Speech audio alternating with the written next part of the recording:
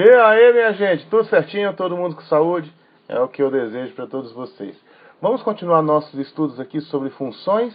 Só lembrando, nós estávamos falando sobre funções exponenciais, não é isso? E agora a gente vai continuar falando sobre funções exponenciais em uma outra aplicação, que é na questão de trabalhar com juros compostos, né? Juros compostos também vai dar para você uma função que é uma função exponencial. Você acredita num negócio desse? A gente vai falar disso logo depois da vinheta, beleza?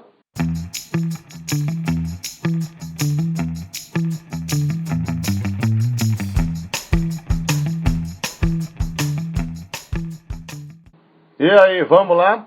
Todo mundo preparado para ter um aprendizado sinistro? Olha o homem aqui!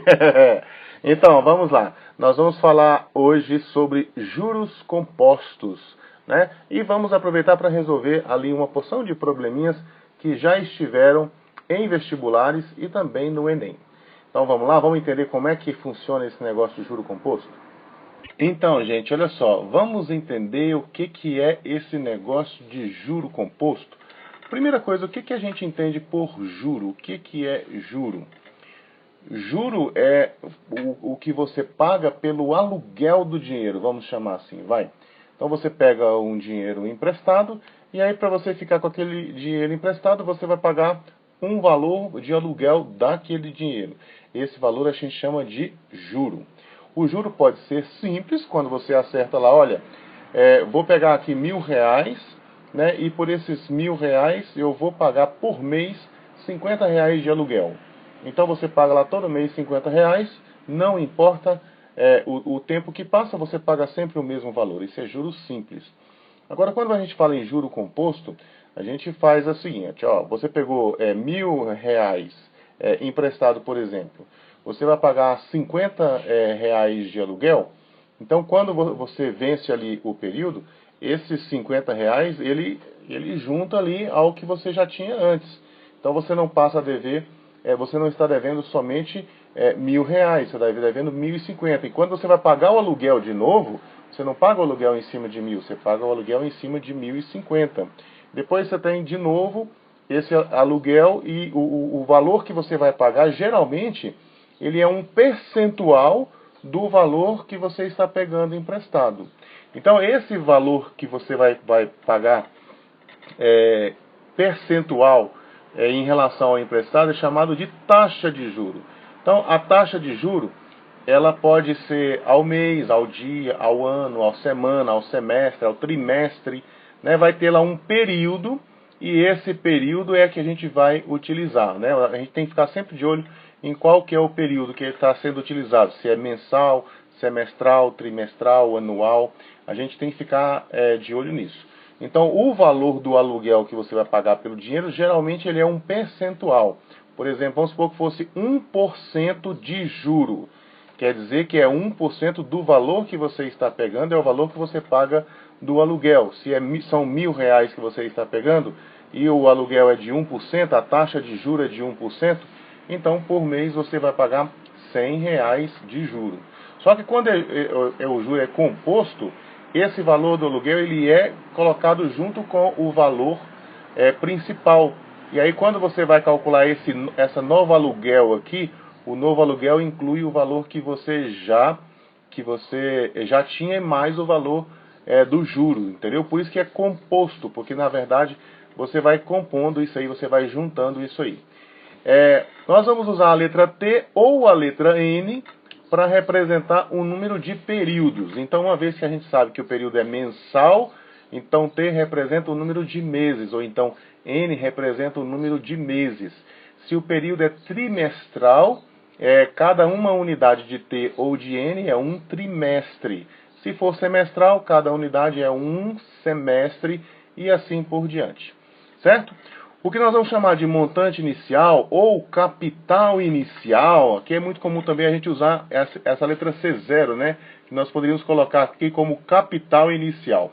O capital inicial é o valor inicial que você vai começar ali, que você vai pegar o empréstimo que você vai emprestar para alguém. E o montante final, na verdade, é o que você tem que devolver no final de todo esse processo. Agora, o que nós temos que descobrir aqui é como que a gente faz para saber quanto é que a pessoa tem que devolver no final do processo, né? Ou seja, eu empresto aqui e vou receber daqui 10 meses, a juro composto de tantos por cento. Como é que eu faço esse cálculo? É disso que a gente vai falar agora. Então, vamos lá, olha só. Pensa o seguinte, pensa uma linha de tempo, aqui assim, por exemplo, onde a gente começa aqui, né? Vou começar aqui. Então, nesse momento aqui, eu tenho aqui o meu capital inicial ou o meu montante inicial. Você escolhe como você quer escrever isso aqui, ok? Então, eu tenho o meu capital inicial ou o meu montante inicial. Vamos chamar isso aqui de montante inicial. E aqui eu tenho os períodos, né? Vamos supor que o período fosse meses. Então, são números de meses. Então, aqui vai ter assim, ó, o primeiro mês, né? Depois de um período. Depois de 2 períodos, não precisa ser mês não, pode ser trimestre, primeiro trimestre, segundo trimestre, terceiro trimestre e assim por diante. Eu tenho aqui marcado então os meus períodos.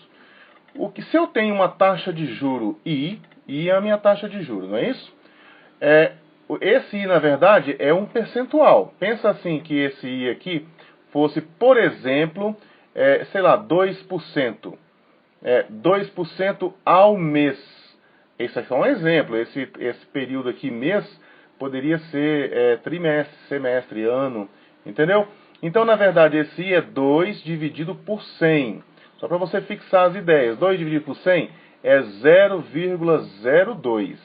Então, eu tenho basicamente isso aqui. Como é que eu faço para saber qual é o valor que eu devo depois de um período?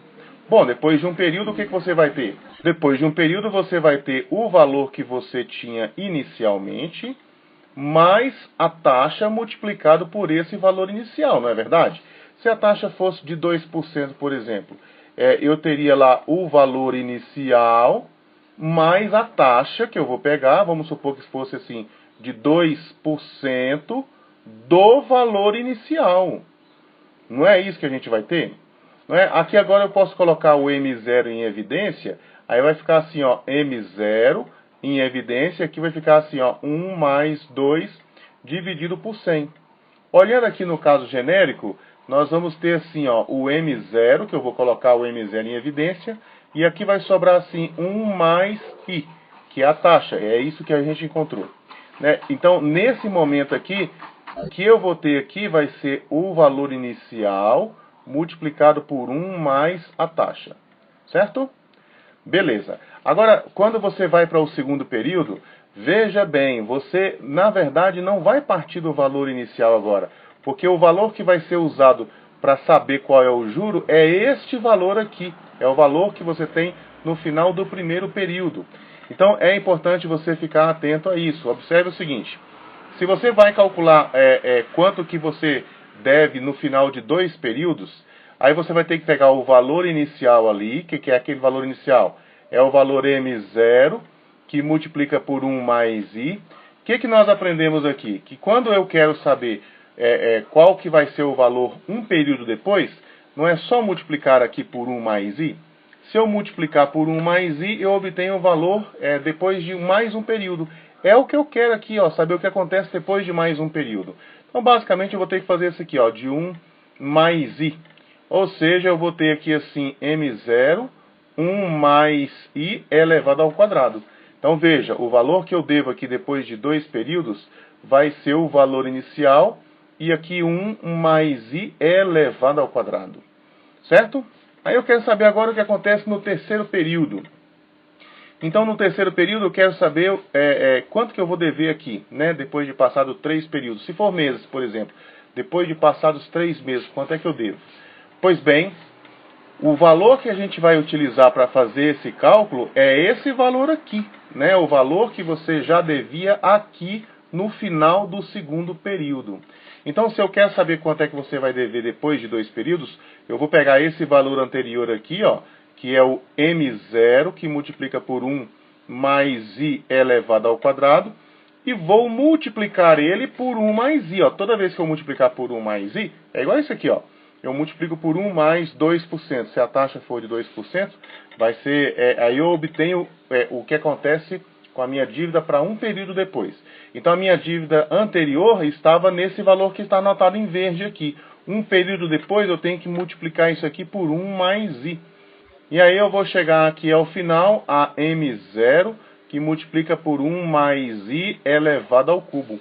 Então aqui, ó, no final do terceiro período, o valor devido aqui já vai ser M0, 1 mais I elevado ao cubo.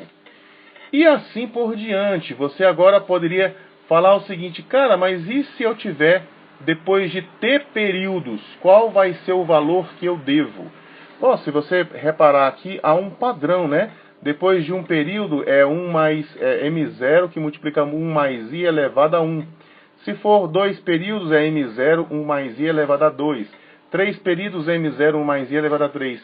Depois de T períodos, né, o valor que você deve, que nós vamos chamar de montante, ele vai ser o valor que você pegou lá no comecinho, multiplicado por 1 mais I elevado a T. Olha aqui de novo a minha função exponencial reaparecendo aqui, né? Eu tenho que o montante de uma dívida, quando você pega lá um valor inicial, um capital inicial lá, M0, depois de T unidade de tempo, você precisa fazer esse cálculo aqui para descobrir quanto é que você deve no final desse período. E aí, então, nós chegamos nesta fórmula que eu acabei de conversar com vocês ali, não é? É a fórmula do montante de um juro composto.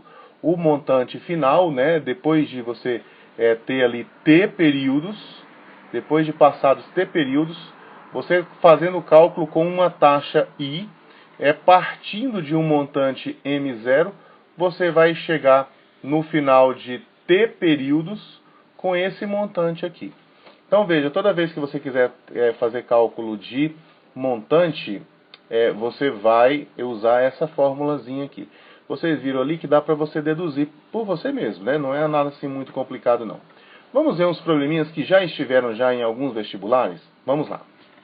Olha só esse problema aqui. É praticamente uma aplicação direta do que nós acabamos de ver. O que é que nós vimos agora? Nós vimos o seguinte, ó, que o montante lá no final é igual ao montante inicial, que multiplica por 1 mais I elevado ao tempo. Né? O tempo é o número de períodos que você vai ficar com o dinheiro, que você vai emprestar o dinheiro. Agora, observa só o que está falando aqui. Ó. Um capital de R$100 foi investido a juro composto de 10% ao mês. Vamos extrair as informações ali. Ele está falando de um capital de R$100. Então, esse é o valor do meu montante inicial. Eu não sei ainda quanto que é e ele está chamando de C. Certo? Aí, no caso, foi investido aqui a 10% ao mês. Observa que aqui ele já te dá informações sobre o período. O período é em meses. Então, você tem aqui ó, que a taxa ela é de 10% ao mês. E esse mês aqui é importante, porque tudo tem que ficar em função de meses, né? Agora, o que é 10%? Vamos ver o que é 10%? Ó, 10% é 10 dividido por 100. Para você dividir por 100, basta você andar com a vírgula 2 casas para a esquerda, né? A vírgula, quando você não vê ela, está bem aqui assim, não é isso? Se você andar 2 casas para a esquerda, vai ficar assim 0,10. Ou 0,10 ou 0,1, que é a mesma coisa. Então, o valor do I, ele é 0,1, certinho?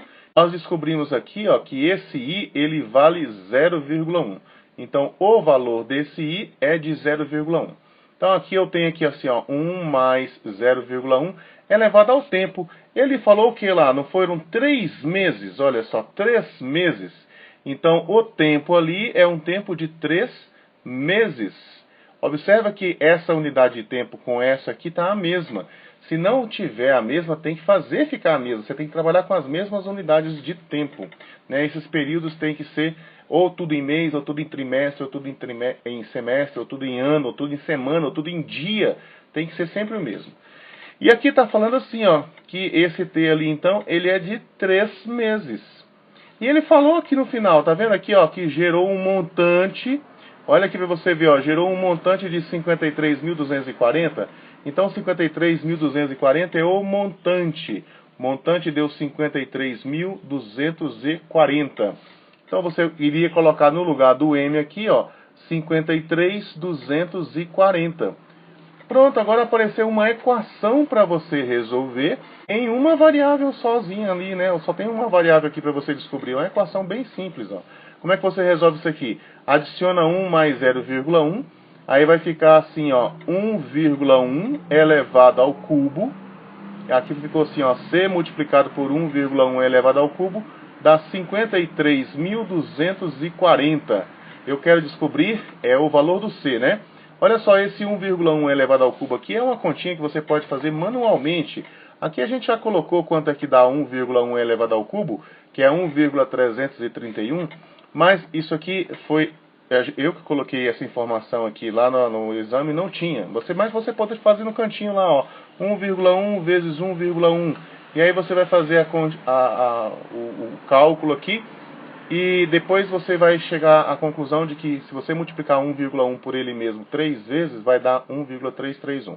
Ok? Então aqui você vai ficar assim, ó, com C multiplicado por 1,331 igual a 53.240. De onde a gente agora pode dividir aqui os dois lados por 1,331 e você vai obter aqui que C igual a 53.240 dividido por 1,331. E, gente, olha só, isso aqui foi feito para dar certo, né? Se você dividir 53.240 por 1,331, você vai achar que o C é 40.000. Então, o C era o montante inicial, é o valor investido, dá 40.000. Só uma palavrinha rápida sobre essa divisão com vírgula aqui. Para você poder fazer essa divisão, você tem que fazer a vírgula desaparecer daqui, né? A vírgula tem que deslocar 3 casas para a direita. Para você conseguir isso, basta você multiplicar por 1.000 lá em cima e multiplicar por 1.000 aqui embaixo. Aí você vai ter assim, ó, que o C vai ser 53.240, multiplicar por 1.000, vai só acrescentar 3 zeros aqui. E aqui você vai dividir por 1.331, porque a vírgula vai deslocar 3 casas, aqui faltou um zerinho, né? Vai deslocar 3 casas para a direita, então vai ficar à direita do 1. E quando você for dividir isso aqui normalmente, você já vai ver que 4 multiplicado por 1.331 dá justamente 5.324, né? Então é bem simples de fazer essa divisão aqui.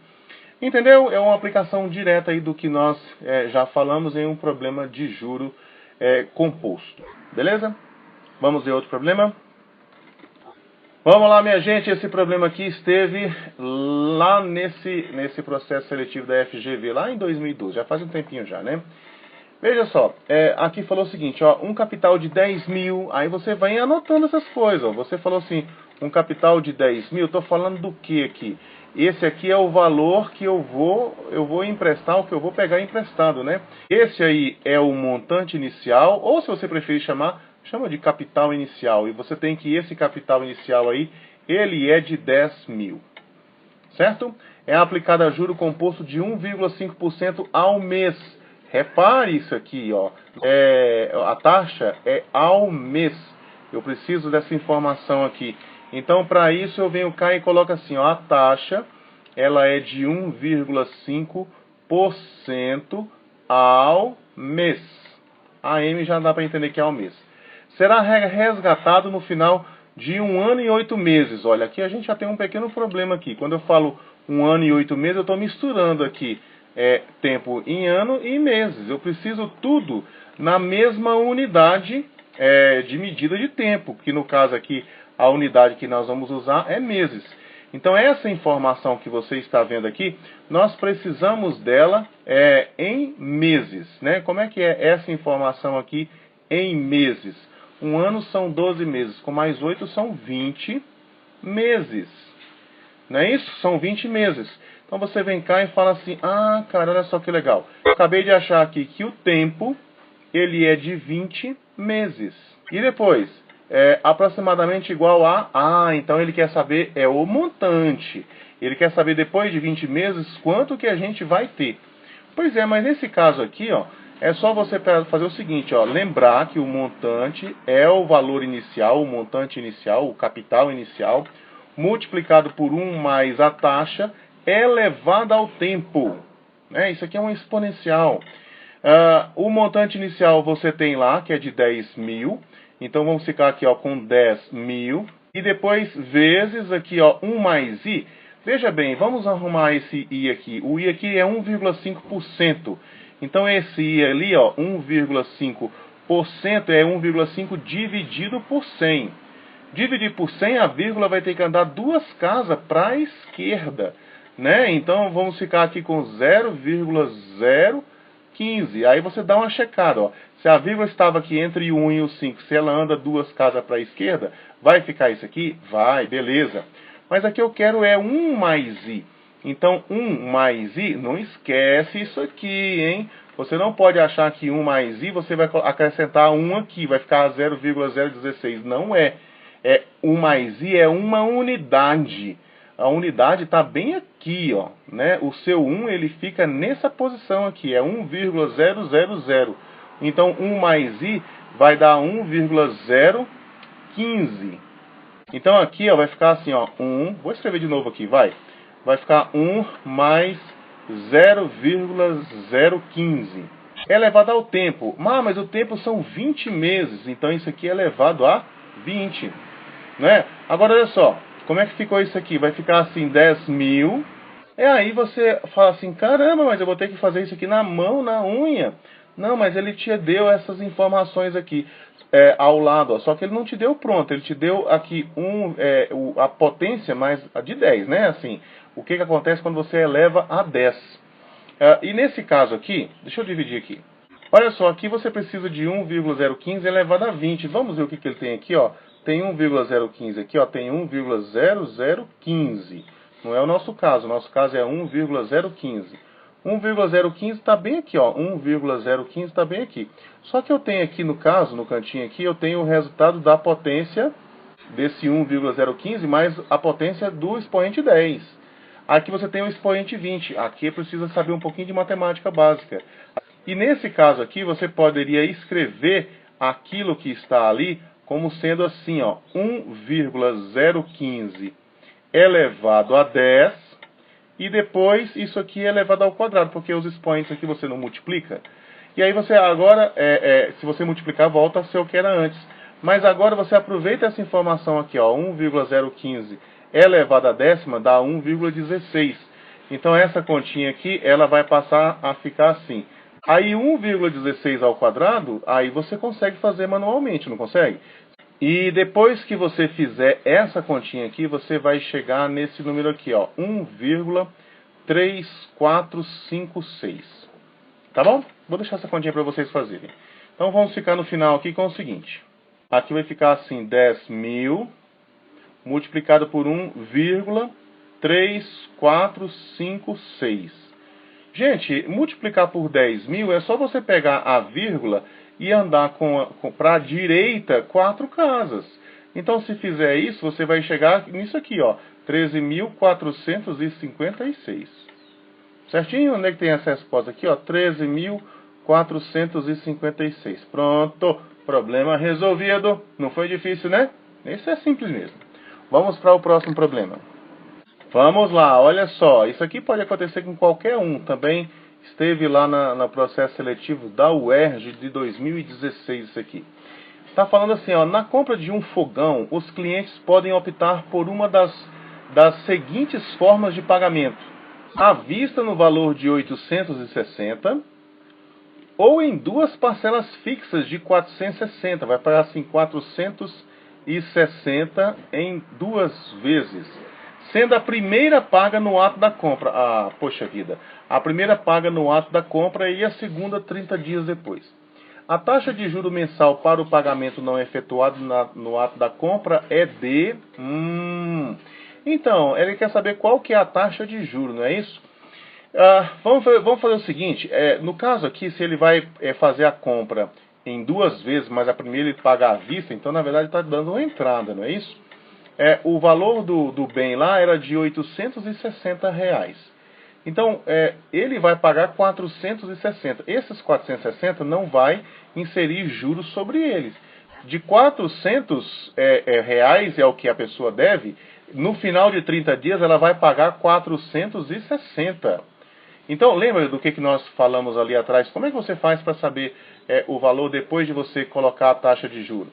Basta você pegar o valor e multiplicar por 1 mais a taxa. Aí você acha o valor depois, o valor com juro depois do período. E aqui no caso é de 460. Então nesse caso aqui, se você dividir aqui os dois lados por 400, você vai ficar com isso aqui, ó, que 1 mais i dá 1,15. Dá 1,15. Mas eu quero é a taxa, eu quero é o i. O que eu tenho que fazer aqui no caso? Eu vou subtrair um dos dois lados, ó. Vou subtrair. Lembra que tem que ficar vírgula debaixo de vírgula, tá? Quando você vai subtrair. E aí, se você fizer isso, você vai ficar com isso aqui, ó. Se eu quiser isso aqui na forma de escrita de porcentagem, como você está vendo aqui, eu preciso deslocar a vírgula 2 casas para a direita. Isso não é nada muito complicado de fazer, não é verdade? Basta você multiplicar por 100 ali em cima e multiplicar por 100 aqui embaixo. E você vai ficar aqui com 15 dividido por 100, que é a mesma coisa de 15%. Então tá aqui 15% é a taxa de juro que nós estamos procurando. Entendeu? Simples, né? Então, é isso aí. Vamos para o próximo e último problema, um problema que já esteve no Enem. Vamos lá. Vamos finalizar nossa aula aqui com um problema que já esteve no Enem 2015. Será que foi um negócio muito complicado? Acho que não, né? Acho que não. Vamos lá. Aqui está falando assim, ó, um casal realiza um financiamento imobiliário de R$180 mil a ser pago em 360 prestações mensais. Com taxa de juros efetiva de 1% ao mês. Então, a primeira prestação é paga um mês após a liberação do recurso e o valor da prestação mensal é de R$500. Olha, presta atenção aqui, ó, a prestação é de R$500. E aí tem aqui um mais juro de 1%. E isso aqui que é importante, ó, é 1% de juros sobre o saldo devedor. É sobre quanto que você deve. Né? Então, veja bem, na primeira prestação, então vamos chamar aqui de, assim, de P1, primeira prestação. Ele vai pagar os R$500 mais o juro. O juro é 1% em cima do valor que foi financiado. O que é 1% de 180 mil? É só tirar 2 zeros aqui, né? Vai ficar 1.800. Então, na primeira prestação que ele vai pagar, ele na verdade vai pagar isso aqui, ó, esse 1.800 aqui é o juro de tudo que ele deve. E depois mais R$500 que vai ser abatido, ele não vai mais dever esse valor de R$500 aqui, né? Então isso aqui vai ficar 2.300. Isso aqui é o que ele vai pagar na primeira prestação. Quando ele paga R$2.300, R$500 é do dinheiro que ele pegou emprestado. R$1.800 é do aluguel desse dinheiro, é o juro. Quando você vai pagar aqui a segunda prestação, ele vai de novo pagar R$500. Só que aí no caso, o valor que ele deve não vai ser mais de R$180 mil. Ele vai dever, olha, você já pagou R$500, ele vai dever R$179.500. Não é? Então ele vai pagar aqui, ó, mais 1% do valor que ele deve. O valor que ele deve aqui no caso é R$179.500, porque R$500 ele já tinha pagado aqui na prestação anterior. Então quanto é que dá aqui? 7, 5, 12, dá 1.295. É o valor que ele vai pagar na segunda prestação. Olha só que beleza, diminuiu aqui. Então, só para você entender essa questão do saldo devedor aqui que ele está falando. Observe que a cada pagamento o saldo devedor reduz R$500 e considere que não há prestações em atraso. É o que a gente está falando aqui, né? Pagou R$500, não, aqui não é mais 180 mil, aqui é 179.500. Efetuando o pagamento dessa forma, o valor em reais a ser pago ao banco na 10ª prestação é de... Quanto é que ele deve quando ele for aqui na 10ª prestação? Quanto é que ele vai estar devendo? Vamos ver? Então veja só, eu não vou pagar, não é a 10ª prestação? Então 9 prestações já foram pagas. Você devia ao banco, na verdade, 180 mil. Mas você já pagou desses 180 mil, 4.500 do que você devia, não é isso? Então o valor que é devido é esse aqui. É sobre esse valor é que vai incidir aquele 1%. O que dá 1% desse valor aqui? O valor que a gente vai ter aqui vai ser de... Então vai ser aqui, ó, de 1.755. Sim, mas agora isso aqui é o juro, né? Que você vai pagar aqui, ó. Isso aqui são os juros. É o aluguel desses 175.500 que você está pagando. Mas aí no caso da prestação 10 aqui, ó, você vai pagar os R$ 500, que é para abater do saldo devedor, e mais o valor do juro. Então aqui, ó, mais... Aí é só fazer essa continha aqui. Quanto é que dá isso aqui, hein? Vai ficar assim, então, ó, 7 com mais 5 dá 12. Então vai ficar 2.255, 2.255. Né? Que está aqui, ó, 2.255. Você repara o seguinte, que nesse caso aqui nós temos um problema envolvendo juro. Só que a gente não usou aquela outra fórmula, né? Isso aqui, inclusive, é uma das formas que os bancos utilizam para fazer financiamento de apartamento, financiamento de carro, não é? Você paga ali uma prestação que é decrescente. Você pode observar que no nosso exemplo aqui, a pessoa começou pagando R$ 2.300 e depois na 10ª prestação já está pagando R$ 2.255. Isso é bom, não é? As pessoas gostam. Essa aqui é uma das formas, mas não é a única. Tem também uma forma que você paga os valores iguais das prestações, não é? Essa é coisa para a gente estudar em um outro momento. Agora, a sacada aqui no caso é você ficar antenado nessa questão aqui, ó, do saldo devedor. Você vai pagar um valor fixo mais o aluguel do que você deve, mais o juro lá do que você deve. Né? Isso é aí que vai compor o valor da sua prestação. Beleza? E aí, minha gente, não foi complicado não, né? Dá pra gente resolver uma porção de exercícios envolvendo juro. Aqui nós falamos de juros compostos, né? Mas tem os juros simples também. Só que o juros simples, o que acontece com ele é que ele praticamente não é utilizado, não é? Todas as instituições financeiras utilizam o juro composto. Então, por isso a gente deu preferência aqui, porque também está ligado ao que a gente estava falando sobre função exponencial. Você pode reparar que aquele 1 mais i ali sempre vai ser um número maior do que 1. Então, 1 mais i elevado a t vai ser uma exponencial cuja base é maior do que 1. Então, ela vai ser aquela exponencial que faz assim, ó. Entendeu? Então, ela é um exemplo aí de função exponencial, de aplicação de função exponencial. Não se esqueça de assinar o canal, né? Ativar lá o sininho da notificação para você ser avisado quando os vídeos forem postados. Aqui os vídeos são postados de segunda a sexta, né? Você tem cada dia as aulas que vão ao ar e aí fica antenado aí. Segue a gente, que a gente tem muita coisa para discutir aí até o final do ano, até no final do ano não, até o próximo Enem, né? A ideia é a gente seguir até o próximo Enem. Gente, um grande abraço para vocês, tudo de bom e a gente se vê na próxima semana. Tchau!